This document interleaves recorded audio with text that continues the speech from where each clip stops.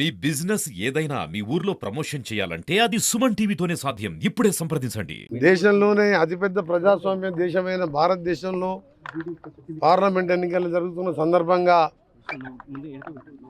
ప్రజలందరూ కూడా విజ్ఞప్తి చేస్తూ ఈ ఓటు అనేది మీ యొక్క స్వరం, మీ స్వరం ఎప్పుడైతే అందరూ కూడా ఓటు హక్కులో పాల్గొని దాదాపుగా ప్రతి ఓటు ఉన్న వాళ్ళు ఓటు హక్కు వినియోగించుకున్నప్పుడే మీ స్వరం గట్టిగా పెరిగి ప్రజాస్వామ్యంలో మీ అందరికీ కూడా న్యాయం జరుగుతుంది. ఇది ఏ ఒక్కరికో ఈ ఓటు వస్తే నాకేం వస్తుందని కాదు.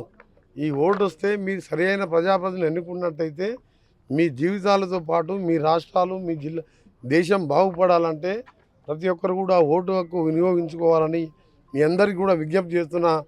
ముఖ్యంగా మేధావులకు, ఎడ్యుకేటెడ్ వాళ్ళకు, అర్బన్ ప్రాంతాల్లో ఉండే వాళ్ళకే ఎందుకు 40-50% పరిమితం అవుతుంది ఓటు. ఒకసారి చదువుకున్న మేధావులందరూ కూడా ఆలోచించుకోవాలి. మీరు ఓటు కోసం 1-2 గంటలు టైం ఇవ్వలేరా? ఈరోజు ఎట్లా సెలవు దినంగా ప్రకటించింది. ఇవాళ అందరికి కూడా దేశంలో కార్మికులకు కూడా వేతనంతో కూడా సెలవు ప్రకటించిండు. స్కూళ్ళు నడపొద్దని చెప్పినాం. అన్ని మంది అయినా ప్రైవేట్ ఆఫీసులతో ఓటు వేస్తే మీకు పోయే నష్టం ఏముంది? వచ్చేది లాభమే కదా. మీ మంచి ప్రజాప్రతినిధి ఎన్నుకుంటే ఈ దేశం, ఈ రాష్ట్రం, ఈ జిల్లాలు బాగుపడతాయి. కాబట్టి మీ ఓటు మీ స్వరంగా భావించి ఓటు హక్కు వినియోగించుకోవాలని, ముఖ్యంగా నల్గొండ పట్టణం ఎప్పుడు కూడా మాకు 40-50-60% దాటలేదు. ఈసారి కనీసం 80-90% దాటే విధంగా నల్గొండ పట్టణంలోని మేధావులందరికీ విజ్ఞప్తి చేస్తున్నా. మీరు ఏదో విధంగా మీరు వచ్చి కష్టం అనుకోకుండా, దేవుని దేవల వాతావరణం కూడా చల్లబడ్డది కాబట్టి 90% పైన నల్గొండ పట్టణంలో ఓటింగ్ పెరగాలని మీ అందరికీ కూడా చేతులెత్తి విజ్ఞప్తి చేస్తూ, మీకు నచ్చిన వారికి ఓటేయండి.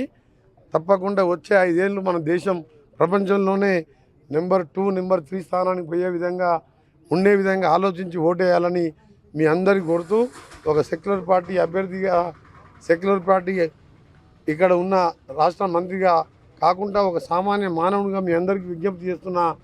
మంచి వాళ్ళకు ఓటేసి, మీ ఇష్టం ఉన్న వాళ్ళకు ఓటేసి ఓటింగ్ శాతాన్ని పెంచండి. అనుకున్న దానికంటే మేము ఈ శాతానికి 10 గంటలకే దాదాపు 15, 16, 20% పెరిగింది. ఇంకా గ్రామీణ ప్రాంతాలు, సబర్బన్ పోతే ఎక్కడ చూసినా కిలోమీటర్ల మేర లైన్ ఉన్నది. నాకు పూర్తి నమ్మకం ఉన్నది ఈసారి 80% పైననే ఓటింగ్ జరుగుతుంది. అర్బన్లో కూడా, హైదరాబాద్, సికింద్రాబాద్లో కూడా, అలాంటి మహానగరాలలో కూడా ఓటింగ్ శాతం జరగబోతున్నది. కాబట్టి తప్పకుండా ఈసారి ఓటింగు బ్రహ్మాండంగా జరుగుతున్నది.